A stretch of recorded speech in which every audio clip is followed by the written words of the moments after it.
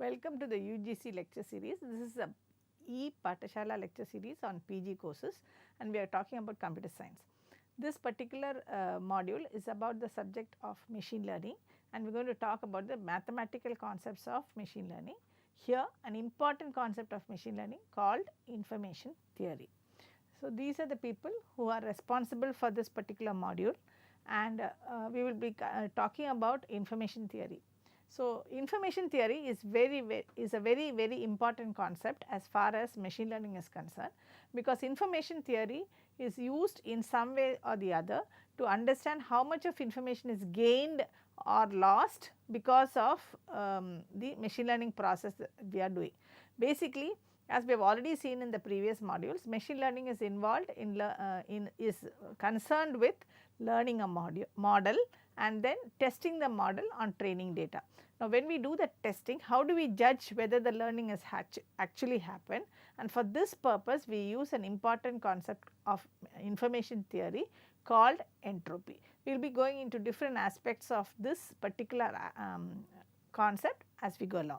In fact, information theory is also used as a basis for decision trees, where we decide on which attribute we need to use in the decision trees, and that we will be talking about as we go further on.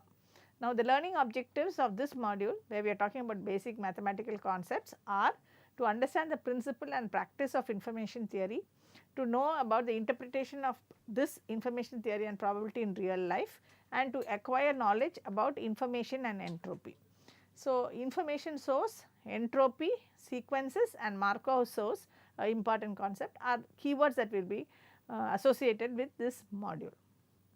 Now, the outline is we are going to talk about information theory, we are going to talk about stochastic sources, we are going to talk about information in entropy, we are going to talk about entropy for memory sources, we are going to talk about source coding theorem, and we are going to finally give a summary of what we studied in this module. Now, if you look at this, an important person concerned with information theory is none other than Shannon. So, when we talk about information theory, we cannot be without talking about Shannon, and these are some of the important quotes about Shannon. So, what is information? So, instead of talking about the meaning of information, Shannon showed that information itself is a measurable commodity. This is a very important concept. It started off with information theory for communication purposes, that is where it started off, the famous information theory. But as machine learning picked up, and in today's world, information theory is very important, because we are not talking any longer about vague meaning of information, but we are talking about it as a measurable commodity. Now, today Shannon's insights help shape virtually all systems that are there that store, process or transmit information in digital form, from compact disk to computers, from Fresnel machines to deep space probes. So, anywhere you have information that is stored, that is processed or transmitted, Shannon's information theory plays a very important part. As far as this particular module is concerned, we are talking about the concept of information theory from the viewpoint of processing information, because we are bothered about how much of information is actually gained. So, we are talking about information gain when a learning algorithm is applied. So, information theory, in that way, information theory has also filtrated fields outside communication. Initially, it started as a communication theory, but later on it has it has infiltrated fields such as linguistics, psychology, biology and even arts, and very importantly into topics of today called such as big data analytics. So, first let us talk about the fundamental entities associated with information theory. So, when you talk about information theory, this is the the old view of information theory, but still relevant today. We have a source, we have a source coder and we have a channel coder, and then you have a channel decoder, a source decoder and a sink and a receiver. To understand this, what you have is an information source. That information source is I will talk about H, R and C later. This information source is the source is first coded, and then the coded information, it could be in the form of compression, whatever the coding. So, some processing, and then it is sent through a channel. This channel is very important because channel introduces noise. So, that we will talk about, and there is a capacity associated with the channel. Then it goes through a channel. So, you have a channel coder. Then from the channel, so this is as part this is part of the transmission system. Then you have the receiving system where the channel whatever is got from the channel is decoded, and then you have a source decoder, and finally a sink or a receiver. If you look at this definition of or the definition of information theory and the fundamental entities associated with it, you will see that it is a transmission system at the top and the receiver system at the bottom, where the transmission occurs through a channel. Now, let us look at what is this H, R and C. H is the information content of the source. What is actually the content, information content, and R is the rate of the source coder. What is the rate at which the transmission occurs? This is very important because we are talking about initially about transmission theory or communication theory, and C is the channel capacity. So, with these fundamental entities we will understand information theory.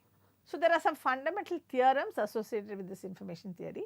The first definition is, what is a channel? Now, a channel is anything transmitting or storing information like a radio link, a cable, a disc, a CD. It can even be a piece of paper. So, anything that transmits or stores information is called a channel. So, Shannon's first theorem says that error-free transmission is possible if R and H and C and R are there. So, if this is so, error-free transmission is possible. Shannon's theory 2 says that source coding and channel coding can be optimized independently. So, source coding, that is, remember the various steps, you have source coding and channel coding. So, those two aspects can be optimized independently, and binary symbols can be used as the intermediate format. So, this assumption, there is an assumption here that there is arbitrarily long delays. So, what we are trying to say is, if there is error-free transmission between RH and CR, then source coding and channel coding can be done optimized independently, which is a very important aspect of information theory, and you can use binary symbols as an intermediate representation.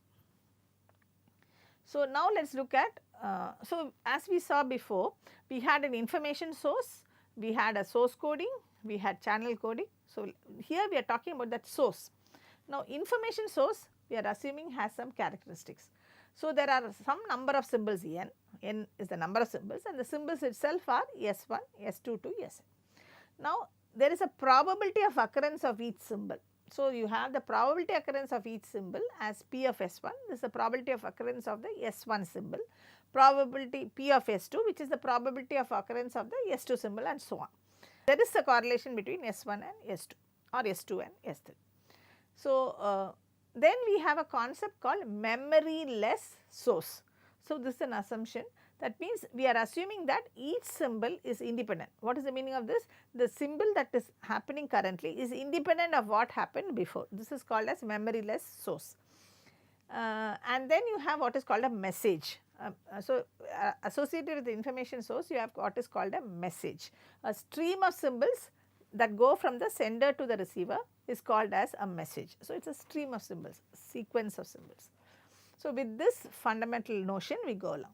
Now, if you go here, you will see that we have defined something called a memoryless source. So, these are concepts that we will use to make some assumptions and make some modeling of the application we want.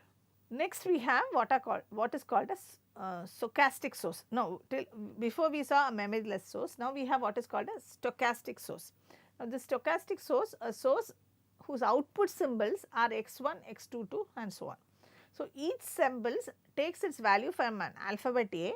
So, some alphabet, do not think it is only alphabet A, B, C, D, some alphabet, some set of symbols. So, it could be 1, 2, 3, it could be some hexadecimal, whatever.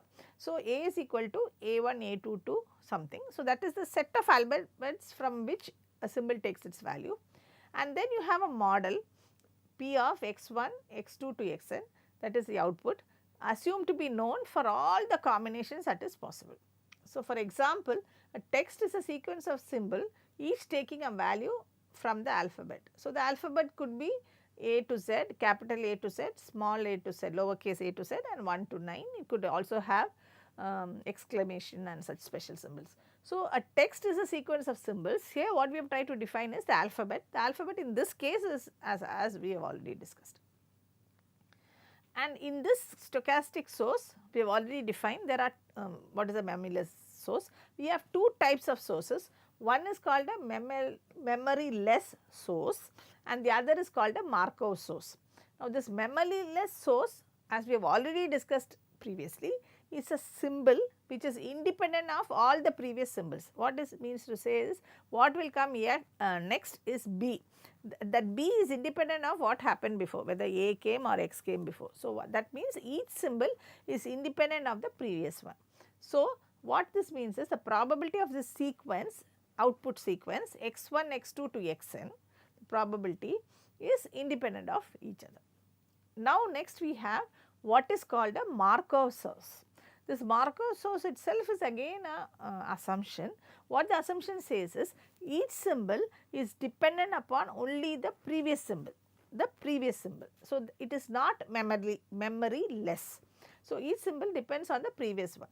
So, if you take the complete probability of the output sequence x1 to xn, it is dependent on the probability of x1, the probability of x2 depends on x1, the probability of x3 depends on x2 and so on.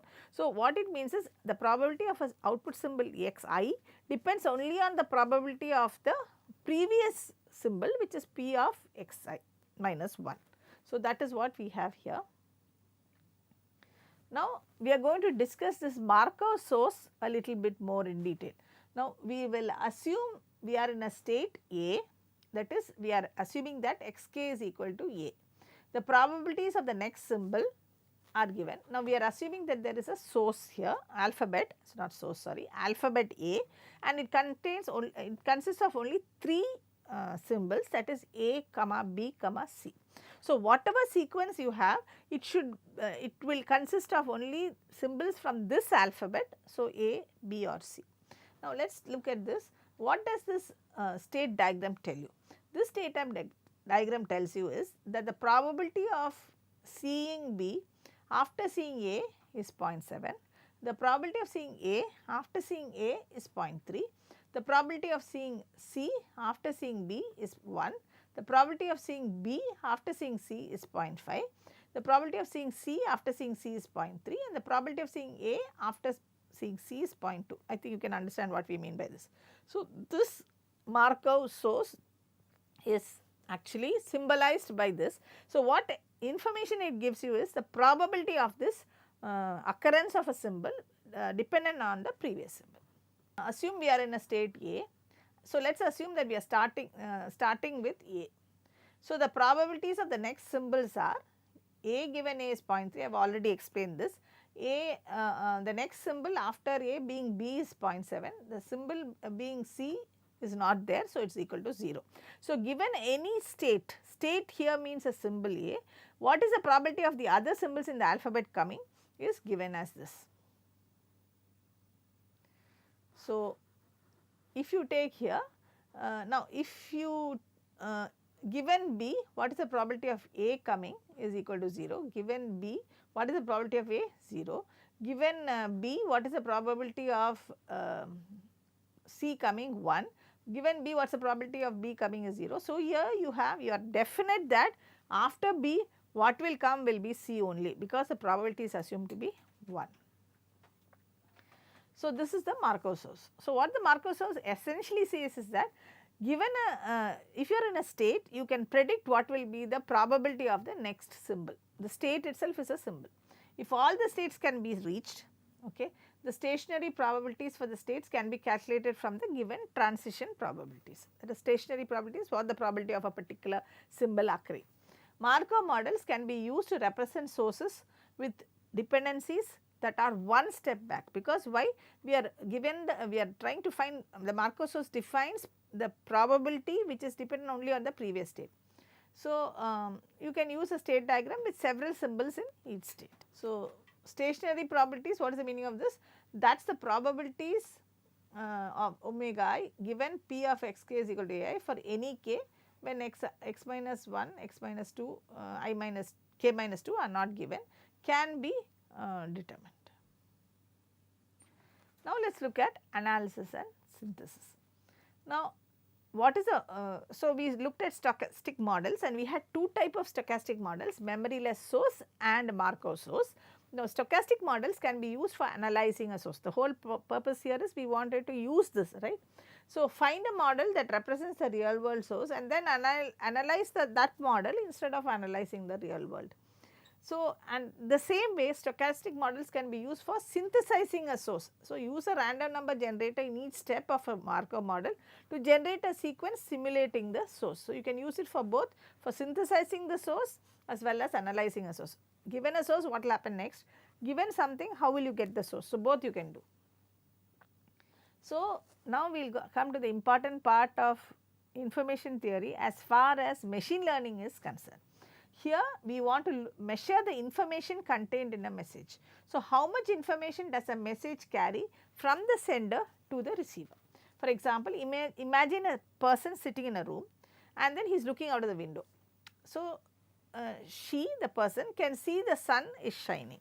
Now, if at this moment she receives a call from a neighbor saying it is now daytime, does this message contain any information? Obviously, it does not contain any information because already she knows it is day because she has seen the sun shining.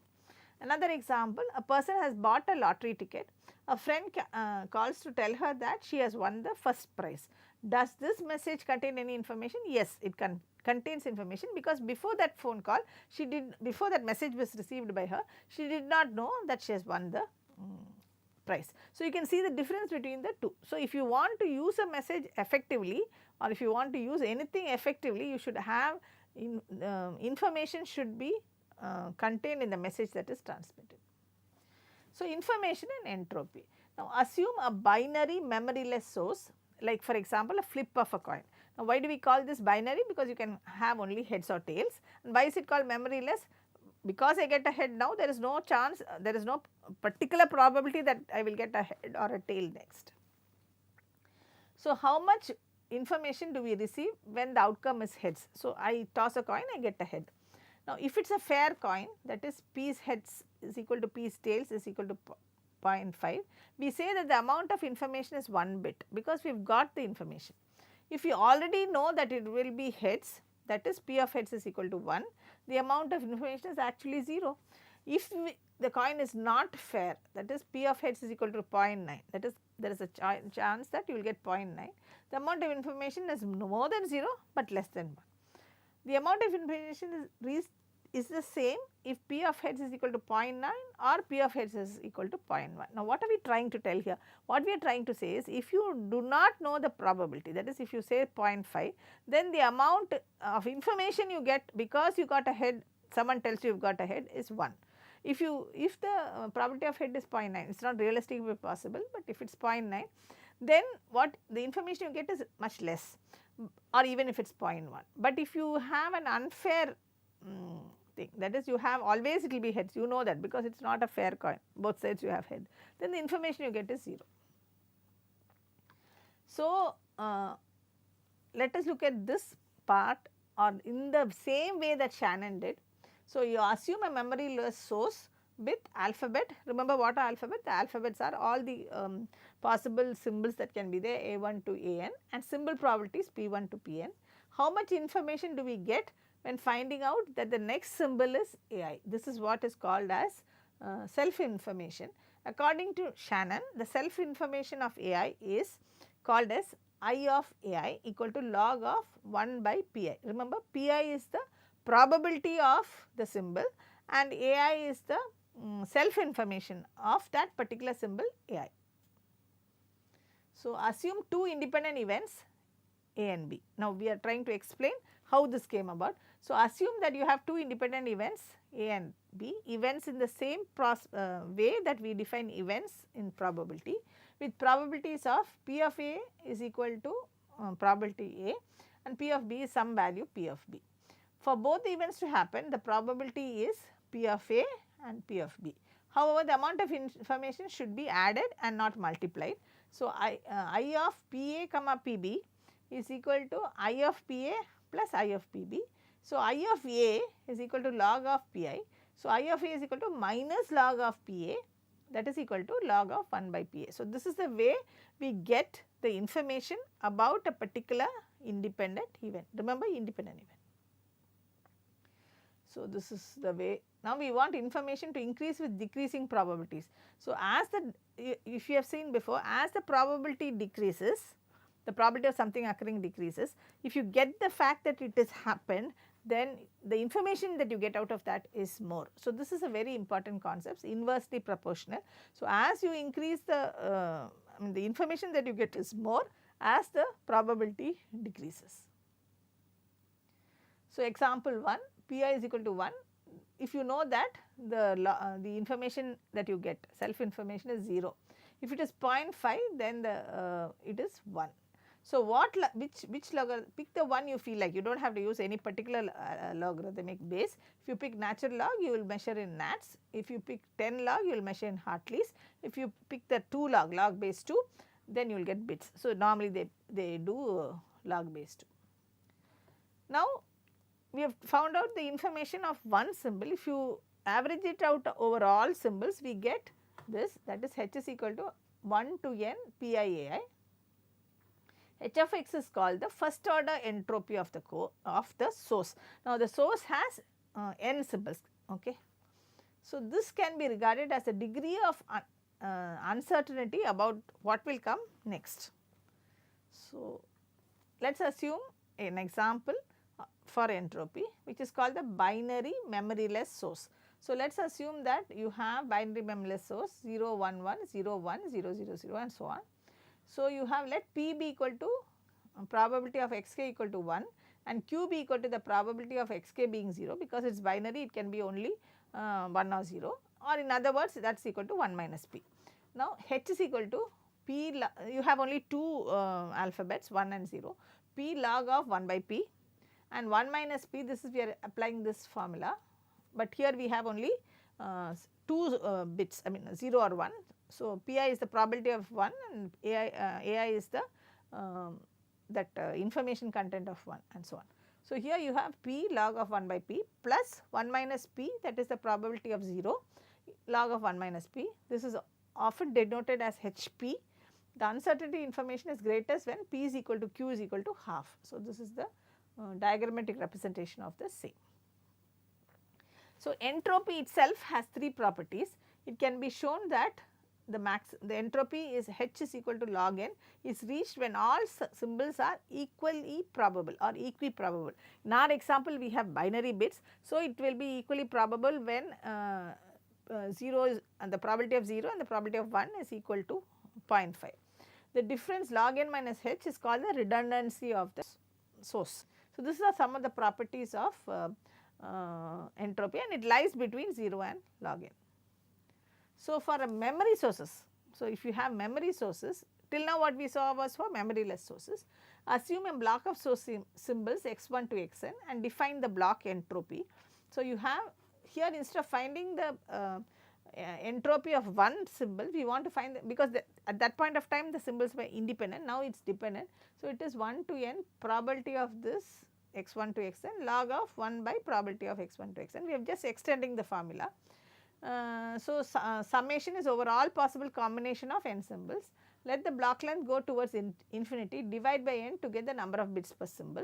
The entropy for a memory source is defined as h of this n limit of n going to infinity 1 by n h of x1 to xn. So, the entropy of a state Sk, now that was the entropy of the complete sequence. For one state you can define it as I is equal to 1 to r p of ki log of 1 by p of kl. Pkl is a transition probability from state k to state l, because the probability we have seen in the Markov source what is that state transition probability. So, averaging over all states, we get the entropy for the complete Markov source h of m is equal to k is equal to 1 to r p of sk h of sk. So, this p of sk is the transition probability from state 1 to the next state. So, if you talk about run length source, certain sources generate long runs or bursts of equal symbols. So, if you look here, this is you have A and B, and you have 1 minus epsilon from A to A, epsilon from A to B, and B to A is also epsilon, and 1 minus epsilon for B to B. Probably for a burst of length r into PR is equal to 1 minus epsilon r minus 1 into epsilon. So, the entropy is equal to minus of r is equal to 1 P of r log of r. The average run length is P, then you have this is a Markov source. So, we have come to the source coding theorem. The entropy is the smallest number of bits allowing error free representation of the source. Now, what we are trying to find here is what is the minimum number of bits we need to transmit information from the source to the receiver without error. Now, this is a very important concept in a number of applications of computing and communication, because we if you increase the number of bits, the price is more. So, we are trying to find out what is the minimum number of bits or the smallest number of bits we want to we need for error free transmission, and that is called as entropy. Now, let us look at what this means. Assume a long sequence from a binary memoryless source with P of 1 is equal to P. Among n bits, there will be approximately W equal to n P1s. Thus, M is equal to n over W, such is the typical sequences. Only these sequences are interesting. All other sequences will appear with smaller probability the larger is as n goes larger. So, how many are the typical sequences? So, M is equal to n by W, that is n factorial W factorial n minus W factorial, and this is approximately n factorial is approximately n to the power of n e to the power of n square root of 2 pi n bits per symbol. So, how many symbols you have, that many. So, if your enumeration needs log m bits, so 1 by n log m. So, 1 by n log of this particular factorial calculation will give you the number of bits you need for the transmission of typical sequences. So, example, consider the following sequence 1, 2, 1, 2, 4, 4, 1, 2 and so on. Obtaining the probability from the sequence, you are just counting this. There are 22 symbols, and 22 is the length of the sequence, and 1 and 2 occur 4 times and 4 occurs 14 times. So, the entropy H is equal to 0.447, 0.447 plus 0.415, that is approximately 1.309 bits. This is how we will calculate. And if you have, there are 22 signals, we need 22 into 1.309, that is approximately 28.798, it is 29 bits to transmit. Now, check the symbols 12, 44, total symbols is 11. So, 12 appears 4 by 11 times and 44 appears 7 by 11. So, you have 0.945. So, you have 11 into 0.945, that is 11 bits to transmit the information. So, like this, if you can calculate it, here instead of taking it as 4 and 1, 2, we are taking it as 12 and 44, that is what we were talking about here. So, if you instead of transmitting as bit by bit, where you had 29 bits to transmit, you can transmit it as 12 and 44, in which case you need only 11 bits to transmit without losing any information or without error. So, let us look at the way Shannon did it, assuming a memoryless source, alphabet, symbol probabilities. This is how we assume, just look through at self information. So, similarly, I can calculate the self information for each and every. A1 is equal to 1 means how many, 2 means how many. For the same example that we had there, we can calculate the for 1, 2 and 4 separately, and this is what you will get. So, on an average over all the symbols, we have to calculate H is equal to, we have looked at this, just the formula, this is just an example. X is called the first order entropy. So, for the symbols 12 and 44, the H order entropy is 0.94 bits. So, for 11 symbols, it is 11 bits.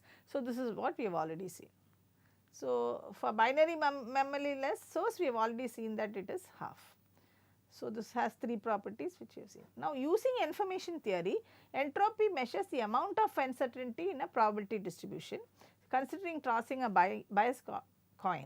If you toss the coin very often, the frequency of heads is say p, and hence the frequency of tail is 1 minus p. If it is a fair coin, you know it will be 0.5. Uncertainty in any actual outcome is given by entropy. Uncertainty is 0 if the probability of 1 or 0 is maximal, and if we have p is equal to 0.5. So, that is the time when we have uncertainty. So, p examples which are true and n examples which are false, our best estimate of true or false is given by this. This is an important aspect where we have positive negative you can look at.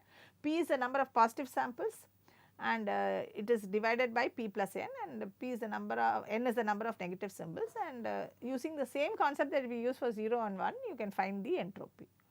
So, what we talked about here is we explain the model of communication, we outline the sources of information, we explain entropy, we discuss source and Markov source, and we describe typical sequences, and we decided in this whole module what we spoke about is how do we calculate the information content in a necessary to transmit information without losing anything, that is with error free.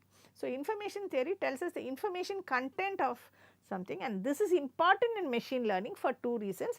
One is to decide on how much of information is there in a particular representation, so that I can use that representation for my learning purposes. So, this is the main aspect that information theory comes, and in many of the research problems of machine learning, entropy is used as a measure of how much learning has occurred. So, thank you.